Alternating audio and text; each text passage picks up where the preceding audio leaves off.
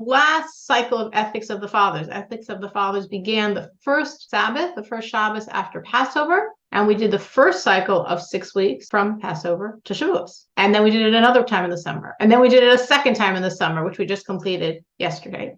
And now we're starting the last round. So over the course from Passover until Rosh Hashanah, we actually do it 4 times. So we're going to focus on some statements in chapter 1 that we haven't looked at yet. So we're going to go to the 13th Mishnah. Mishnah is how we refer to each of these statements. So he used to say, he who seeks renown loses his name. He who does not increase his knowledge of Torah decreases it. He who does not study Torah deserves death. And he who exploits the crown of Torah for his own ends shall perish. It's interesting. He who seeks renown loses his name. It's like what you're chasing after escapes you. If you want fame and you chase after it, it runs away from you.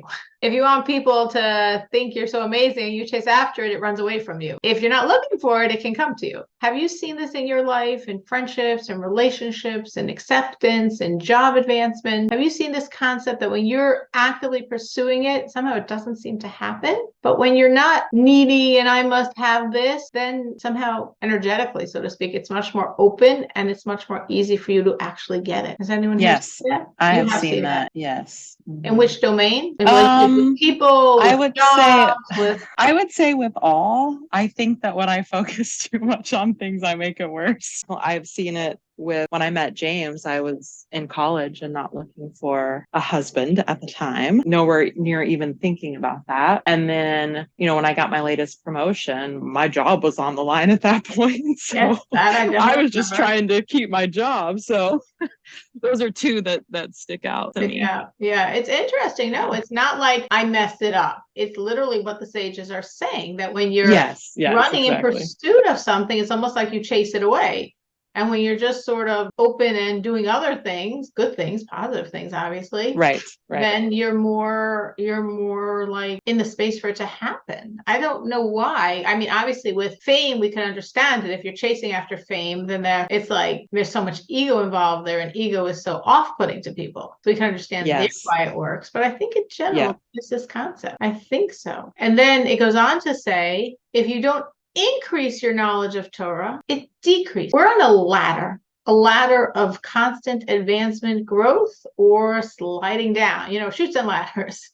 We're going up, we're going down, we're going up, we're going down, we're going up, we're going down every second, literally. So when we are not proactively growing on our ladder, we go down. There's no such thing as standing still. And that's the difference between an angel and man. Angels are created, and as they are created, that is how they are. However high they are there and stuck there forever. However high it is, they're stuck there forever. And humans are on a ladder. We're always moving. And because we're always moving, if we don't add and do more, we're going to lose and do less. There's no such thing as standing still. There's no such status quo. Now, it might seem I don't see the growth, but maybe there's a lot of growth in maintaining your current position, meaning almost like I'm thinking if someone lost weight and they are careful with food for the rest of their life, not that they're losing more, but to make sure they don't gain, they have to be careful with food. So there is a growth,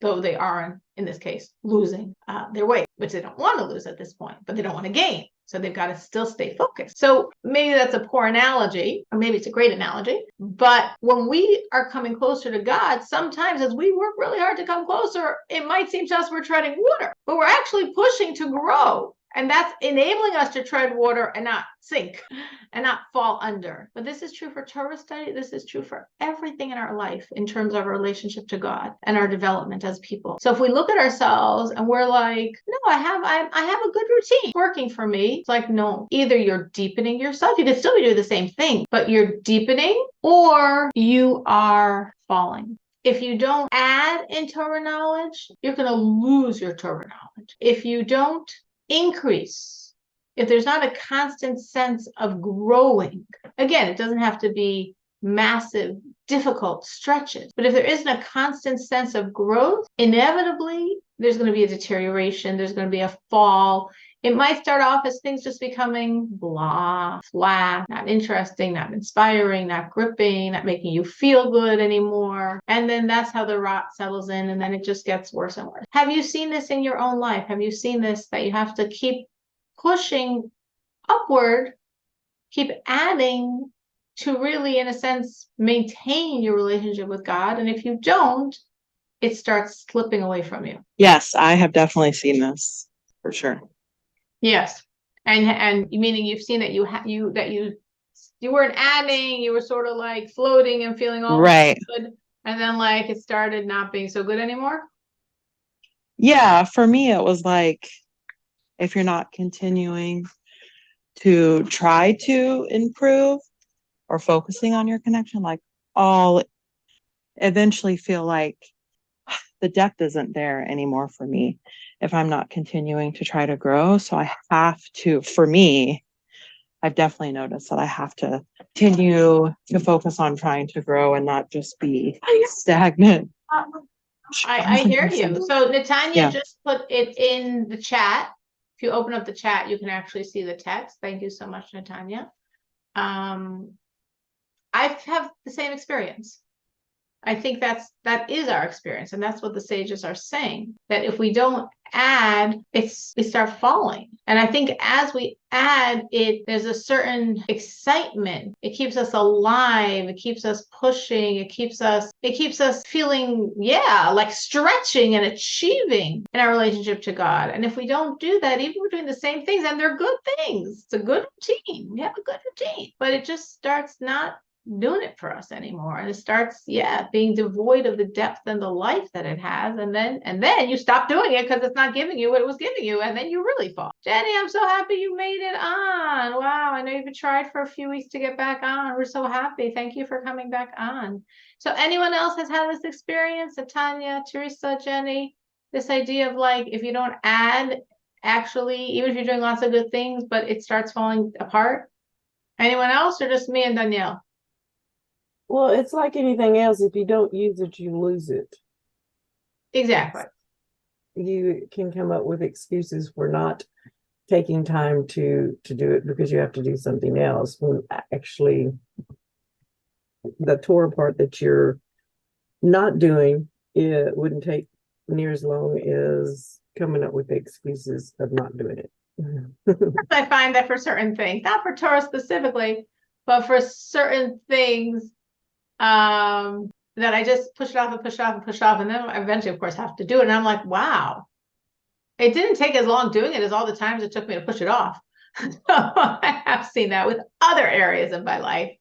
But yes, I do think specifically with Torah, we have an injunction, not just like Trista said, you don't use it, you lose it, but not only to just keep doing it, but on some level, again, because remember, we have this ladder in terms of our relationship with God. So to grow, even in a small way, it doesn't have to be intense because this is every single day. But there should be the demand from yourself to grow, to achieve a bit more, a bit better, a bit longer, a bit deeper, a bit bigger, like, or bigger than that. But I'm saying there should be this constant sense of growth, because growth, like Danielle said, I think she's very right, it keeps you connected to the depth, to the heart and soul of what you're doing. And when you stop having that push and drive, and it becomes the status quo, this is me, this is just my habits, my good routine, it becomes like deflated. It like loses its inner power. And you're doing it, but it just doesn't have that same meaning. And then therefore you stop doing it. Anyone else? Anyone else have something to add on this? I'm not sure if this related to the question, but for myself, I've noticed that if I don't reflect on something that I have learned, like for instance, for the Perkeabos, I really have to, stop, reflect on it, meditate on it for a while, then I will internalize it. So I've seen that pattern with me. If I don't stop, think about it, then it will not really, retain in my. I think that's a very good tip, because that's giving you ownership of it. In other words, it's not just you're reading, whatever, you're studying. You're saying, I need to internalize this. I need to integrate this. So I need to internalize it. I need to stop and think and review And that's how we get the heart of it, which helps us grow with it. It's not just another knowledge bite. It's really to grow.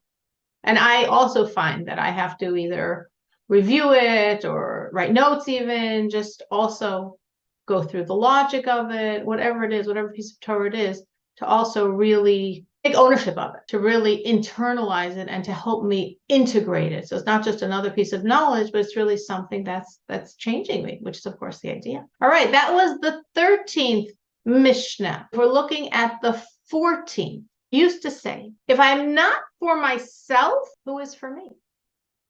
And if I only am for myself, what am I? And if not now, when? So really here, we're being told we need to work on being for ourselves. We also need to work on being for others. Others, of course, can include your husband and your children. And of course, we need to work on balancing the two. So sometimes we lose one, sometimes we lose the other. Of course, sometimes we lose the balance. But this idea of, I think for many women, we forget the first part, right? If I'm not for myself, who is for me? And a lot of times our focus on ourselves, if it's self-care, if it's our own spirituality, our own prayers and psalms and study, it just to take a backseat to a lot of other people's needs. And as I try to encourage mothers, that when you're nurturing yourself physically and spiritually, you're nurturing your husband, you're nurturing your children, you're nurturing the whole family. When the mother's in a good space, the whole house hums. Everything's in a good space. And when the mother's depleted and drained and going through the motions, well, the whole house sort of feels that like empty, hollow feeling. So if I'm not for myself, who is for me, doesn't mean in this egocentric, awful way. But like also prioritizing my spiritual and physical needs. But then you could say, okay, all right, here, Hillel is telling me to focus on myself. This is great. Glad I attended class tonight. But he goes on to say, of course, if I'm only for myself, what am I? So there's really that balance of truly needing to make sure our needs are being met spiritually and physically, and truly needing to make sure we're there for others and balancing that. Anyone have any great tips on how they manage that balance?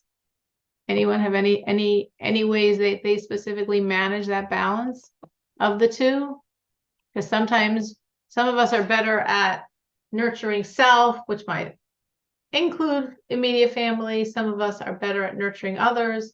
And some unbelievable people out there actually are balanced and do both. Okay, well, it's good to think about it. It's good to try to ask yourself, am I prioritizing my spiritual and physical needs? And am I prioritizing giving to others? And is there harmony? Is there balance? Are both flowing positively? Do you have any tips?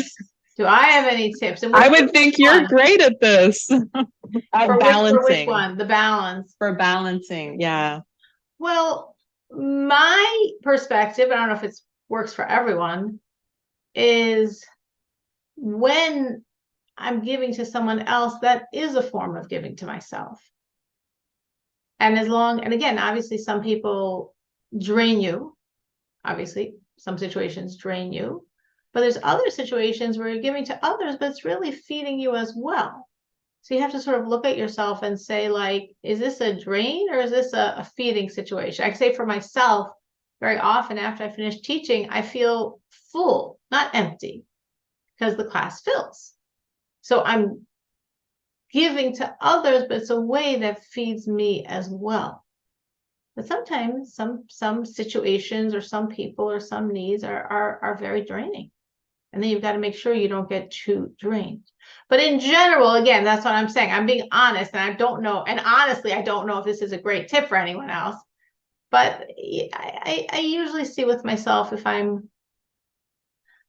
there's a saying, if you're tied above, you don't fall below.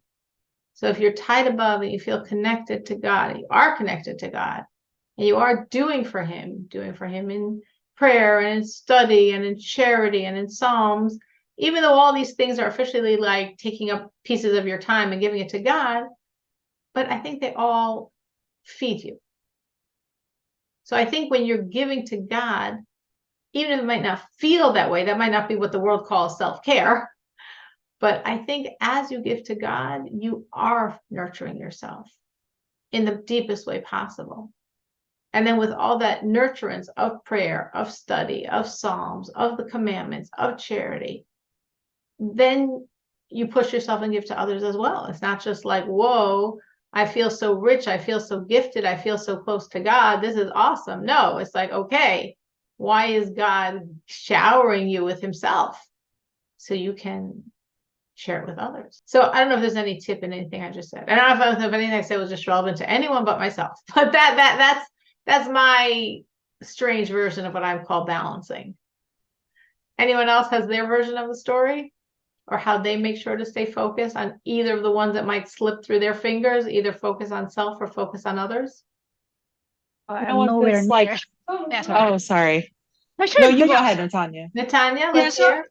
Yeah, so I was thinking, well, I'm nowhere near your level for sure, Rabbit Centurion, but yeah, I experienced it myself that if I focus, I mean, self-care, right? I mean, this day self-care, love yourself, stuff like that. But I've noticed a pattern that if I'm too, hang up or focus with that, for instance, okay, I want to get a massage, then I want another special massage. Like I want more for myself. But if I focus on, giving more time to my children, although of course sometimes it happens that it's draining for me, but at the same time it feels so good in a sense that we're really having time, really having a good time, and it's like God is smiling at me. Like sometimes if I'm really overwhelmed too, um I was thinking, is God happy seeing me like this? If God is here with me, will he be happy seeing me in this situation? So yeah, so I think my point is that it's really nice that yeah, to think that um giving, I thought that giving is like taking a lot of me, but yeah, it's not happening really. I mean, if you really are truly connected, at least in my level right now, if I'm really truly I'm working on um clinging to God, making sure that he's in my presence in my life all the time, then yeah, um giving is amazing. Yeah. I think what you said, your mic, at least on my computer, was fading in and out, but I think you did say something that really is a great point to think about. Natanya said when she thinks, is God happy with her? And that fills her. That is a very deep and very true point. Okay, so I just want to focus on it for a minute, what Natanya said. When we are serving God, obviously it's for us. It's for us to be able to have this relationship with God, which is the most unbelievable thing, that we can have a relationship with God. And it gives him joy. So if I stop and think, how does God feel now about what I'm doing? And if I'm thinking, God's happy, what I'm doing is making God happy, that fills us with such joy, spring in our step, purpose in our day. It's such a critical element what Natanya shared, that really that can keep us very focused to be able to give to others, because we're giving to ourselves by deepening our relationship with God. And the more we deepen our relationship with God, the more like that's really nurturing us. That's really taking care of our needs. We're really happy. Someone was telling me recently that happiness is like one of the hardest feelings to get. We're really happy when we stop and really focus and think and feel that God's happy right now. That what I'm doing is making God happy. And that automatically fills us with such joy, thinking what we did made God happy. That makes me happy. And that's self-care. And that's focusing on myself. And that's feeding me. And then I have this inner joy and energy and positivity. So it just, flows into my family, my husband, my children, people I talk to. Because inside there's such a happy space, because I was thinking how happy God is. So I'm so happy that Tanya shared that, because it's such a deep, true point. And it is such a practical tool in terms of helping us really, really achieve this real self-care, really caring and helping and nurturing ourselves by thinking how happy God is with what we're doing. And that was really beautiful. Anyone else? Anyone else have something to share along these lines? Their tips, what works for them? Yeah, you were going to say something? Yeah, I'm not sure if this is along the same lines or maybe just related, but it's helped me not focus, being able to focus on myself and also prioritize my family and try to have balance there, is not worrying about what other people are not focusing on. So, for example, my neighbors or my parents, or it's not that I don't care about them. Of course I care about them, but I don't focus on, well, they should be doing this, but they're not doing this, or, they should really be, why is she so small? doing this and not treating people this way. Focusing more on what I'm doing or what I'm not doing versus what other people are doing or not doing. Oh, interesting. Because you're saying when you go in that direction, you're not in a very good space.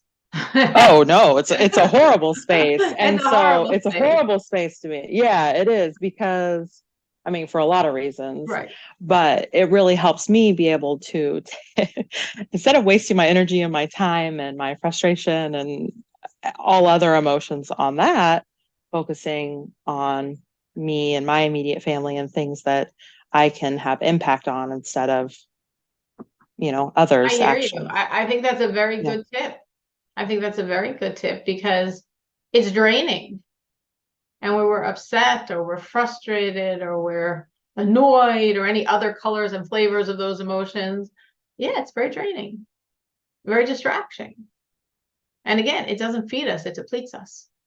So if we take what Danielle says and you sort of globalize it, because your situation might be different than hers, but if you look for those drains, certain people might be drains, or certain thoughts of yours might be drains, certain merry-go-rounds your brain goes on to might be drains, and you don't do that.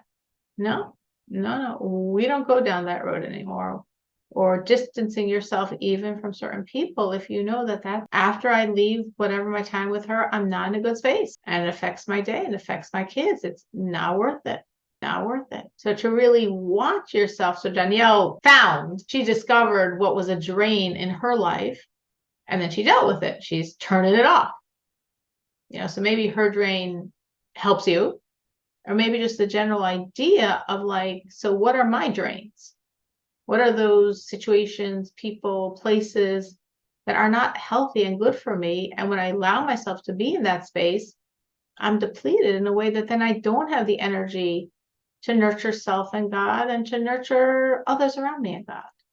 So definitely it's room for thought to be able to identify what, if anything, is stunting my growth. What, if anything, drains me? So then I'm tired. So then I'm distracted. So that I'm not focused. All right. Great ideas. The next one, the 15th Mishnah. So Shammai would say, these were all from Hillel until now. Set a fixed time for your study of Torah.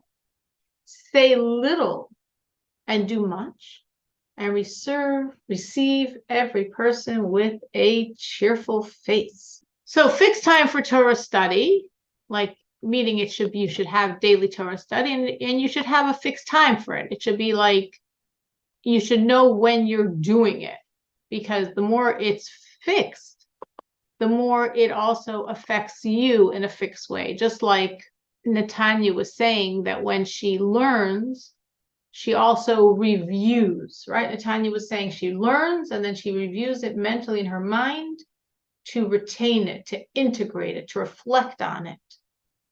So when we fix the time, we're fixing it in time, we're also fixing it in our soul, that it becomes something that we also integrate and can absorb. So it's very good when you study Torah to have your fixed daily time, after, before, during, whatever. So it's setting your schedule. This is when you're studying, and this helps you absorb it. Say little and do a lot. Ooh, that's a hard one, right? The classical example of this, or the opposite of this, classical example, the opposite of this, was when Abraham was purchasing the cave to bury Sarah after her passing. This very special cave, which actually contained ultimately Abram and Sarah and Isaac and Rivka and Jacob and Leah and Adam and Eve, Adam and Chava. So this very, very special holy cave, when he was trying to purchase it, the person he was trying to purchase this from, Ephron, he, in the verses, is saying a lot. Oh, we're such good buddies. We're such good friends. What's money between the two of us? Oh, I could give it to you as a gift. And if you really want to pay me for it, here's an exorbitant sum. But no. I don't need any money from you because we're so close. And of course, Abraham understood and paid him that very high price he was asking for that cave. So that's ever since been held up as a classical example by the sages of saying a lot and doing very little.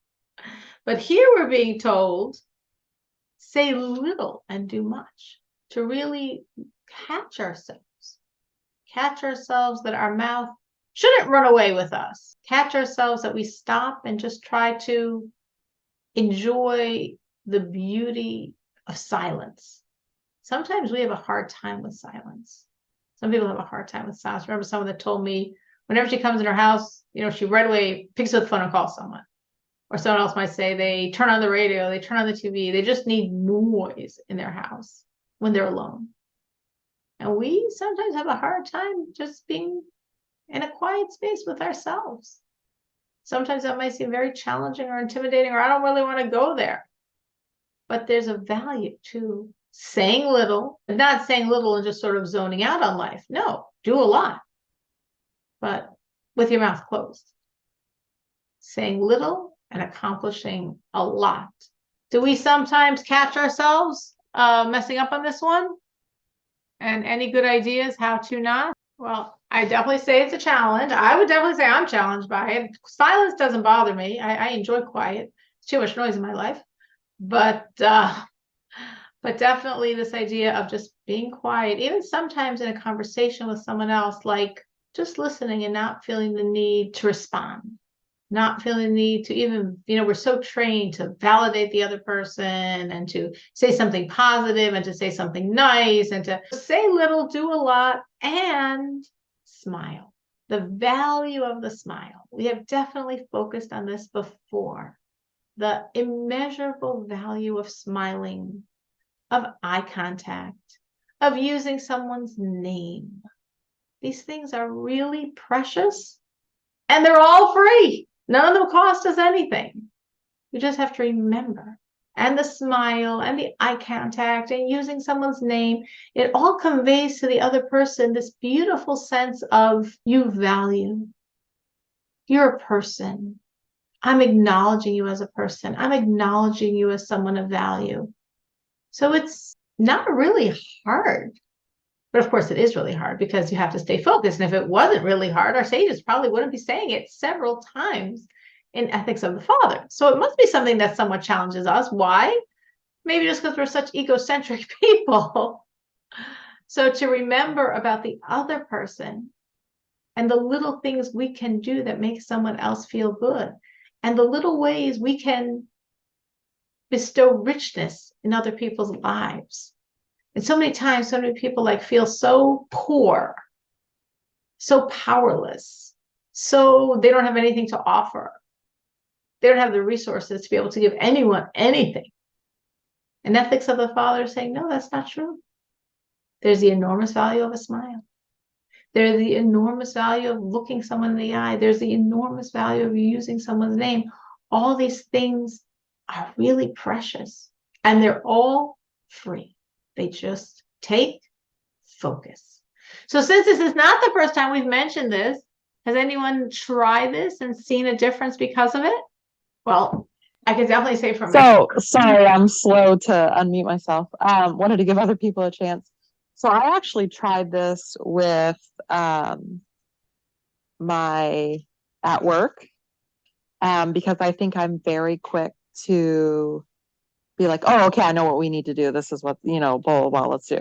And kind of maybe cut people off because I want to be as efficient as possible. But I think that that's not fair to other people, right? And so I've been trying to really give everyone the space they need to finish their thoughts or whatever we're talking about before I jump in. And then I also tried to start doing, which that went really well.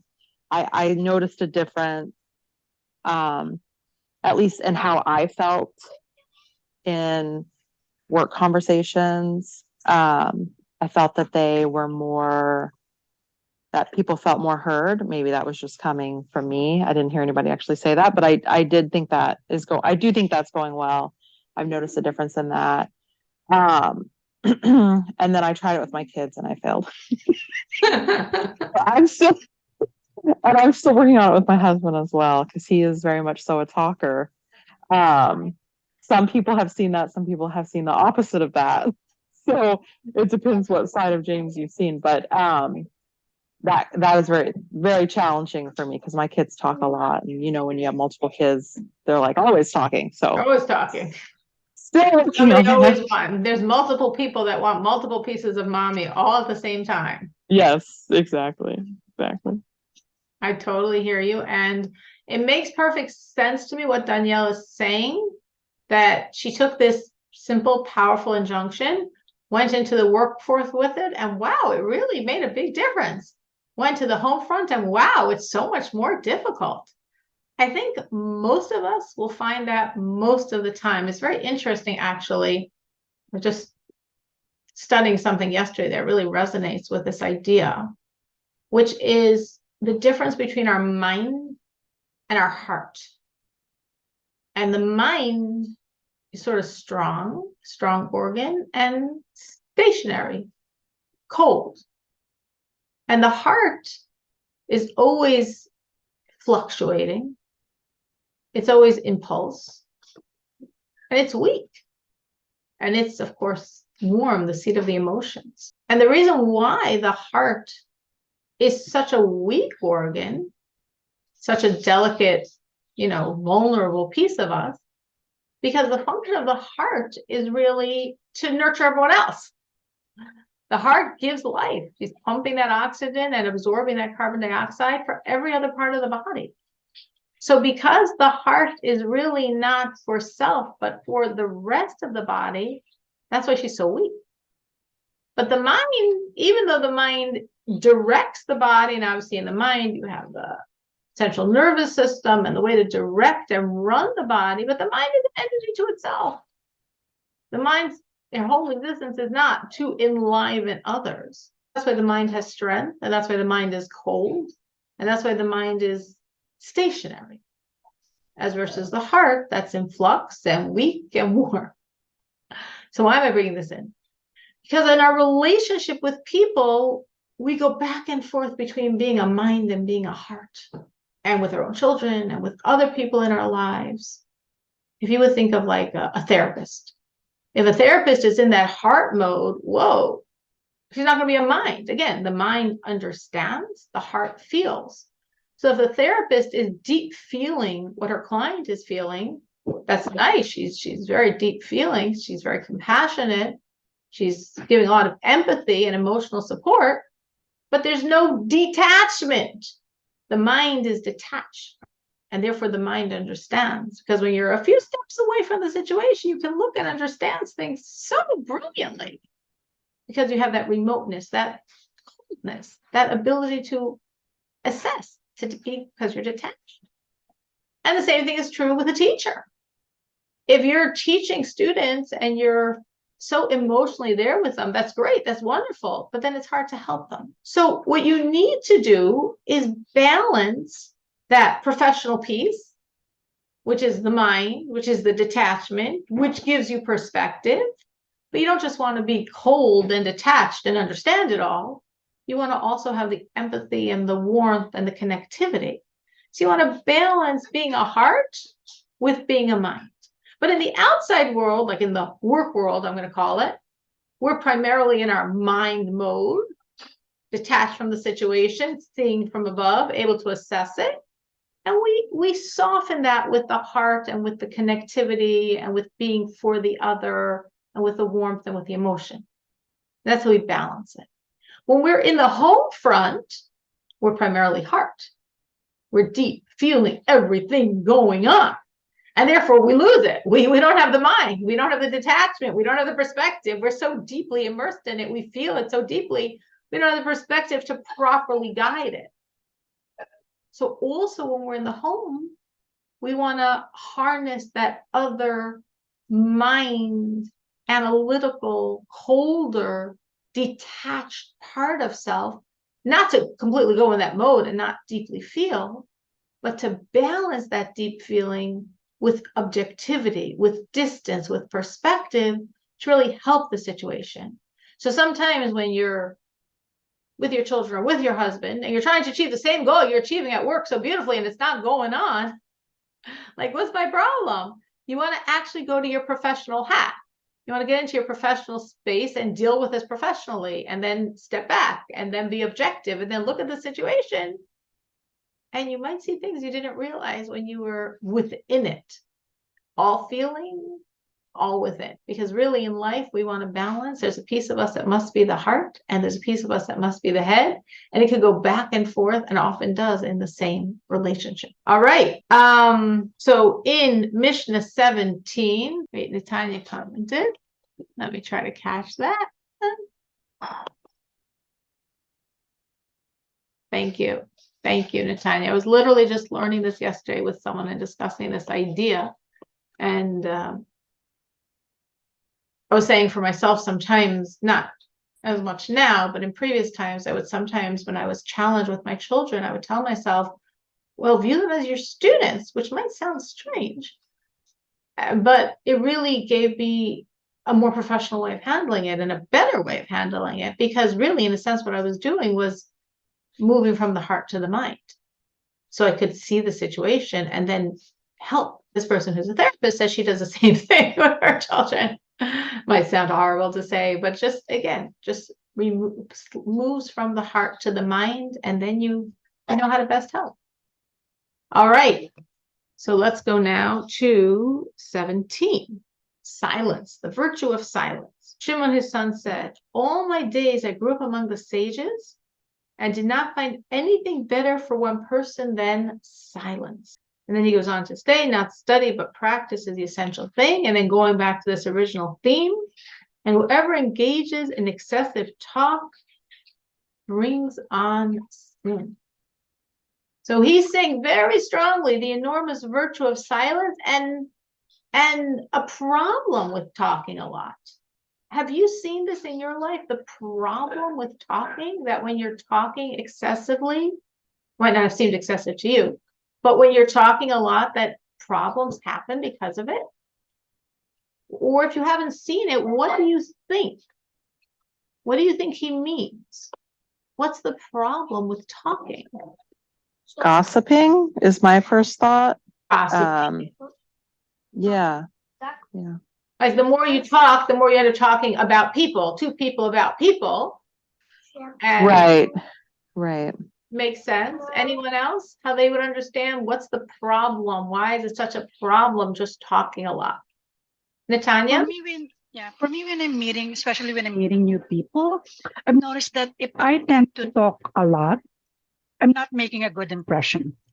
And then I mean, as much as possible, if I meet new people, I let them talk. Then surprisingly, they're gonna hug me at the end. I was like, yeah, it's like amazing that I realized that. I mean, I think by nature, people likes to talk, right? I mean, talk about themselves and makes them feel good. But yeah, if I tend to talk a lot, it's not making a good impression. That's so interesting. Wow, that's so interesting. It actually reminds me of what people would say about the Lubavitcher Rebbe's wife, Rebbe Chaim Mushka, blessed memory, that when she was with people, she was very good at asking people questions that gave people the opportunity to talk about themselves. Not per se, it's a very delicate thing, by the way. It sounds simple. It's really not simple at all. Because you don't want to say something that maybe, first of all, you don't want to say something that's going to go to any sore spots, that's going to any sensitive areas, especially if you don't know the person. So you don't know if they're married or not. So you don't want to say anything. You don't know if they have kids or not. You don't want to say anything. You don't know if they have a job or not. So you don't want to say anything. So you can't ask those types of questions because you don't know. But at the same time, genuinely being interested in the person. And then, for example, asking like, what do you enjoy doing in your spare time? What do you enjoy doing? What nurtures you? Or something like that, what music do you like? And I'm just interested because I'm interested in you. I care. I'm interested. And like Natanya's saying, I'm giving you the stage. I'm not filling the stage. I'm giving you the stage. And that's literally what many people would say about the Rebbe's wife, Rebbe Chaim Mushka, that she was so good at really making the other person feel so special. Yes, when now the spotlight's on you, but again, the spotlight's on you in a soft way, in a way that feels good, not invasive. And I'm always actually very careful when I'm with people that I don't know. If people come to my house, I don't want to like grill them and ask questions that maybe they don't want to talk about themselves. So you want to sort of ask things that they'll enjoy sharing, not ask things that maybe a person they're not interested in. I know a woman who, it's a long story, so I'm not going to say the whole story, but she and her friends met with Rebbe Chaim Mushka, and she was very impressed because she was what's called a Ba'alat Tshuva, which means a returnee to Judaism, a woman that was not raised Orthodox religious. And I guess maybe she was 18, 19, 20 years old at the time. She chose herself to come back to closer to God. And she was studying in such a school in Brooklyn, Crown Heights, with the center of Chabad there, a school for such women. And when she was by the Rebbetzin, she was very impressed that the Rebbetzin did not ask her, what's your story? How did you become religious? Even though you could think, oh, I want to let the other person talk and I want to put the spotlight on them and I want to make them feel good. And of course, and why was she so impressed? Because she's like, for the Rebbetzin, the Rebbe's wife, this would have been such a enjoyable conversation. This would have given her such pride and joy to hear how Jews are coming back to God. But maybe that wouldn't have been comfortable for her. Maybe she didn't want to divulge that.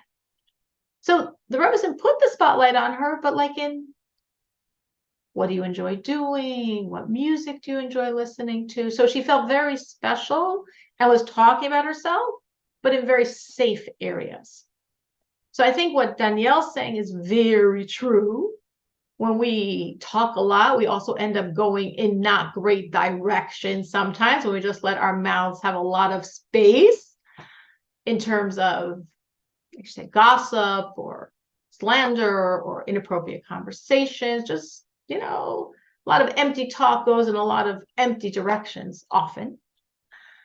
And then what Netanya is saying, which is a beautiful complement to this idea, a complementary way of looking at this idea is, don't talk a lot so you give room for other people to talk. Or you even spotlight other people in ways that make them feel good, important, special, significant, but not obviously grilled or interrogated or put on the spot. So I think those are both really practical and really, really good ideas that I hope